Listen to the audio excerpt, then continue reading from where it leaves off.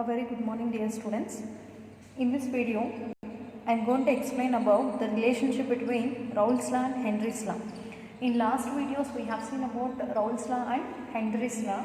Here, this Raoult's law has a specific case of Henry's law, but that means these two are having certain relationship. So that Raoult's law has a special case of Henry's law, because according to Raoult's law, we can find out about vapor pressure of volatile component. Okay, we can find out about vapor pressure of volatile compound. Okay, that means here this Raoult's law is related to either solid present in liquid or liquid present in liquid.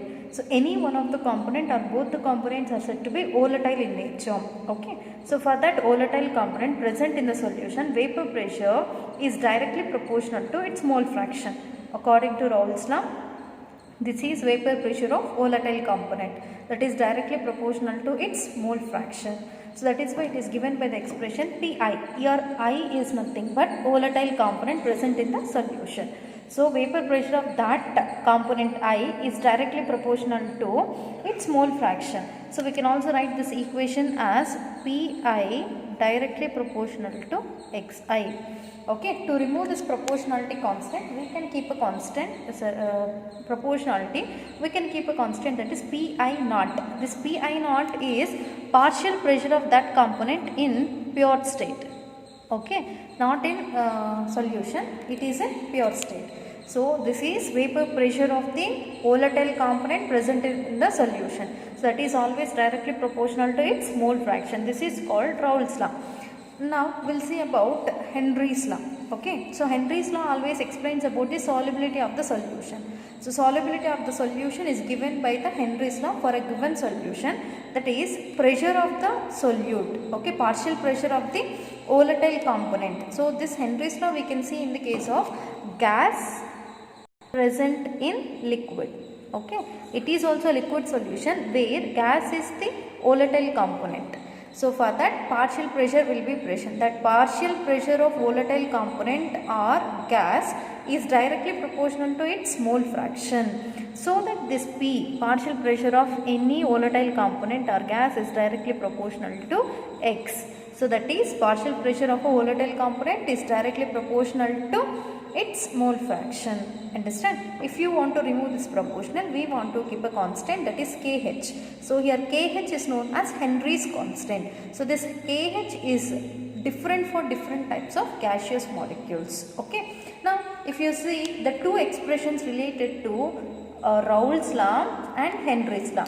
So this is the expression related to Raoult's law, and this is expression related to Henry's law. Or else we can take these two equations, 1 and 2. So if you see these two, both are almost similar.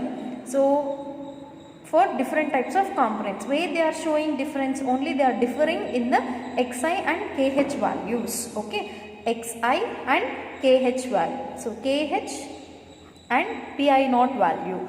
Okay, here vapor pressure of component directly proportional to its mole fraction. Even here partial pressure of the volatile gas is directly proportional to mole fraction. Okay, but in Henry's law, Kh value is differing from the Pi naught value of Raoult's law. So that we can consider this Raoult's law as a special case of Henry's law. Raoult's law as a special case of Henry's law, because both are almost similar, but based on the type of solution we can consider either Henry's law or Raoult's law. Henry's law is related to only gas in liquid, whereas Raoult's law related to either solid in liquid or liquid in liquid. Okay, that is about the Raoult's law as a special case of Henry's law. Now we will see about another concept related to the same chapter, that is vapor pressure of solutions of solid in liquid. Okay, in last classes we have seen about gas in liquid, liquid in liquid. So in this chapter especially we are studying about which solutions? Liquid solutions.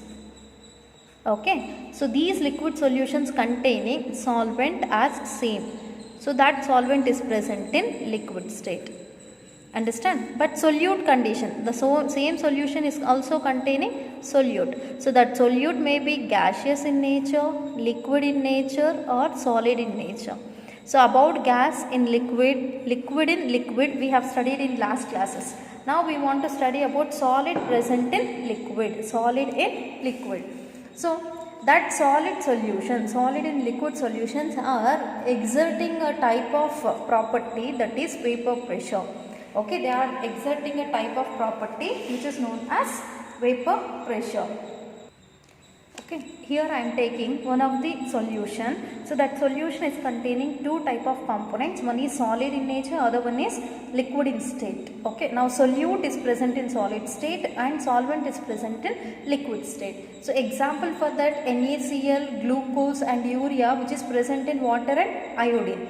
So all these are in solid state. Okay, NaCl, glucose, urea, all these are solids in nature and they are considered as solute. Now these solutes are taken in a solvent, that is water or iodine. Like that, even sulfur, which is present in carbon disulfide. Sulfur is now in solid state, that can act as a solute, and carbon bisulfide is one of the example for solvent. Now solid is dissolved in carbon disulfide. So it is also one of the example of solid in liquid solution. These two are also examples of solid in liquid solution. And some of the physical properties of these solutions is different from those of pure solvent. Now in this case solvent is water and in this case solvent is CS2. So this solvent is containing certain properties and the total solution is containing certain properties. Such physical properties of solution, okay, after mixing these two, this physical properties of the solution is different from the physical properties of the solvent, that is liquid. So example, here we can take vapor pressure. Okay, vapor pressure as an example. Understand? So this vapor pressure of solvent is different from vapor pressure of solution. So that is why we will see now. Okay, what is the reason behind this differing in the vapor pressure of solution and the solvent? Okay, now here in this beaker I have taken a pure liquid. Okay, pure liquid that is acting as solvent. Now we are studying about which solution? Solid in liquid solution. So solid is the solute, liquid is the solvent. So that here I have taken a solvent. This solvent is volatile in nature. Okay, the solvent is volatile in nature. Now the solvent is taken in a closed beaker. Okay, so after reaching certain point, so this liquid at a constant temperature, whatever liquid molecules are present in the solution starts converting into vapors. So such vapors will be present within the beaker because it is completely closed. Okay, and after some time these vapors are trying to convert into liquid. Okay, liquid molecules. So at certain point some equilibrium state is attained between the vapor phase and the liquid phase. Okay, between the vapor phase and liquid phase. So in this case, whatever the pressure shown by the vapors of this liquid, okay, whatever the pressure shown by the vapors of the pure liquid is known as vapor pressure. Okay, see in this closed beaker we have taken a pure solvent or pure liquid. So this liquid is volatile in nature, start slowly converting into vapors. So this vapors also trying to convert into liquid molecules.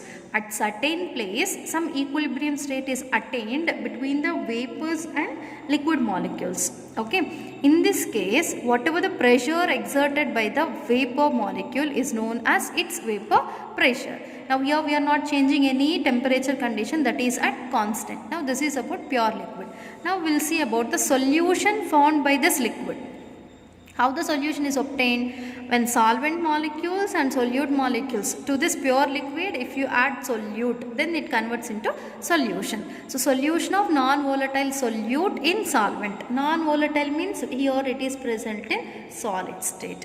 So which is in volatile condition? Solvent is in volatile condition. Okay, see this solution is containing both the component solute and solvent at certain temperature, at a constant temperature. So this solute particles do not convert into vapor state because they are not volatile.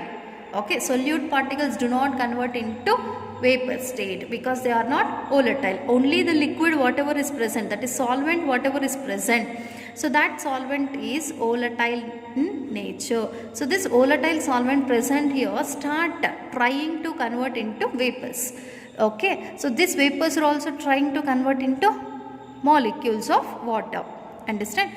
In this process, it tries to build a chemical equilibrium between them. Okay, equilibrium is attained between the vapor phase and the liquid phase, and whatever the vapors are created in this solution, they are very less when compared to the vapors of solvent, because the surface area of this liquid state is covered by only liquid molecules, so that the surface molecule almost all are converted into vapors. But in this solution, the solution contains both what? Solute, okay, and solvent. Both are present. That means over this solution, both the type of molecules are present, that is solute and solvent. So both are present. That means here the presence of solute particles are equal to presence of solvent molecules. So which is having the property to get convert into vapor? Only volatile component. What is volatile component? Solvent. Only this solvent molecule tries to convert into vapors. Okay, that means here number of solvent molecules on the surface area is reduced. Automatically the vapors formed by the solutions is also reduced. Now which type of vapors are formed? The vapors solely formed by only the solvent molecules, but not the solute, because the solute is non-volatile, they cannot convert into vapors. So whatever the vapor pressure now shown by the solvent molecules alone is very less when compared to the vapor pressure of the same pure liquid. Okay, so here the vapor pressure is more because more number of vapors are created. Only solvent molecules are present. Surface is carried out, surface is covered by only solvent molecule. But in this condition, in the solution, both solvent and solute are present. The surface area is covered by both solvent and solute particles. Clear?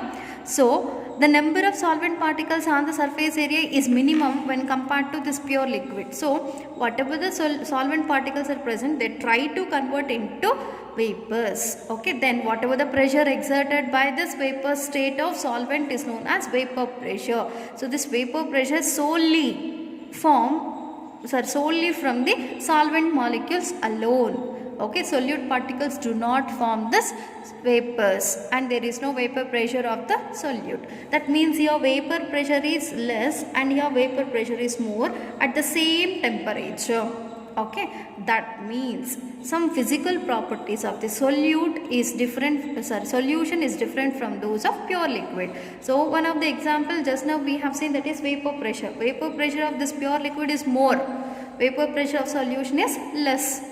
Okay, see, vapor pressure of the solution is less than vapor pressure of the pure solvent.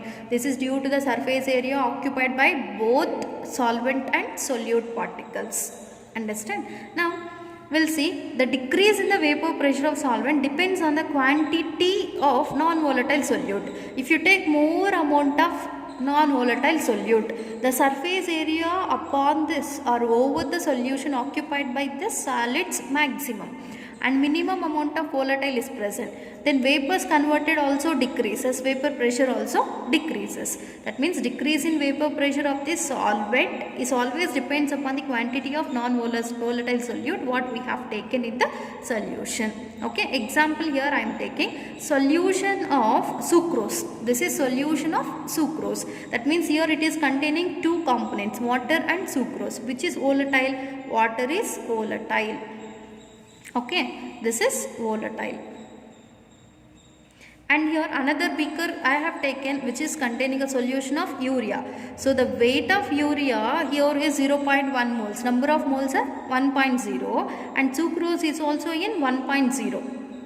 Okay, this beaker is containing same quantity of solute, and this beaker is also containing same quantity of solute. So when quantity of solute is same, vapor pressure exerted by the solutions are also same. Okay, that means vapor pressure is always depends upon the quantity of the solute what we are taking. Okay, that was about the vapor pressure of the solids in solution. Okay, solids in solution. Now we'll see, or we will apply this Raoult's law in that solutions containing volatile component and non-volatile component. Okay, in general we'll see about this Raoult's law. For any solution, the partial vapor pressure of each volatile component in the solution is directly proportional to its mole fraction. Okay, partial vapor pressure is indicated by P and it is directly proportional to its mole fraction. This is in general Raoult's law. So in general, for a solution, the partial pressure of any one of or each of the volatile component in the solution is directly proportional to its mole fraction. For example, here I have taken a binary solution. Binary solution means a solution which is containing only two components, that is solvent 1 and solvent 2. So solvent 1 and solute. Okay, the solvent I have taken as first component and solute I have taken as second component. Now this solute is solid in state and non-volatile. That means it do not convert into vapor phase. Which can convert into vapor phase? Solvent. So this is volatile. Okay, now I have taken a binary solution in which one component is volatile, other component is non-volatile. Understand? Now only the solvent particles are present in the vapor phase. Okay, are present in vapor phase and they contribute the vapor pressure. These solute particles do not exhibit this vapor pressure because they are not converting into vapor state, because they are non-volatile. So that P1 will be the vapor pressure of solvent. Only solvent is converting into vapor phase. So P1 is the vapor pressure of solvent and X1 will be the mole fraction of solvent. P1 naught will be the vapor pressure in pure state. That means before mixing it is in liquid state, that is in pure state. So for that also some pressure will be present, that is considering as P1 naught. Okay, then according to Raoult's law, P1, that is partial vapor pressure of the component present in this solution, is directly proportional to its mole fraction. So B directly proportional to X. Here for the first component we are applying this Raoult's law because it is volatile. P1 is directly proportional to X1. So if you want to remove this, we want to keep a constant. P1 equals to X1 into P1 naught. This P1 naught is nothing but vapor pressure of solvent in pure state. That's it. Okay, this is about the general Raoult's law for a solution which is containing solid in liquid. Okay. Now if you plot a graph between the vapor pressure of that solvent and mole fraction of solvent, you will get a straight line which is passing through the origin. So this end point can give the vapor pressure of pure solvent. Vapor pressure of pure solvent is P1 naught. So by using this point we can easily find out this vapor pressure of pure solvent.